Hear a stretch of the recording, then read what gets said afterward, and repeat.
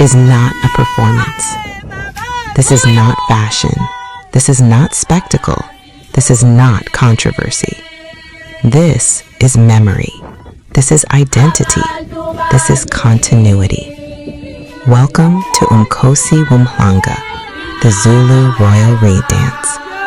A living tradition, a sacred gathering, a declaration that a people still know who they are. Today, we journey together, not as tourists, not as critics, but as witnesses. From the royal homestead of KwaZulu-Natal Royal Palace to the ancestral grounds of Umhlonyane Royal Palace, this is the story of dignity, told through song, movement, and belief.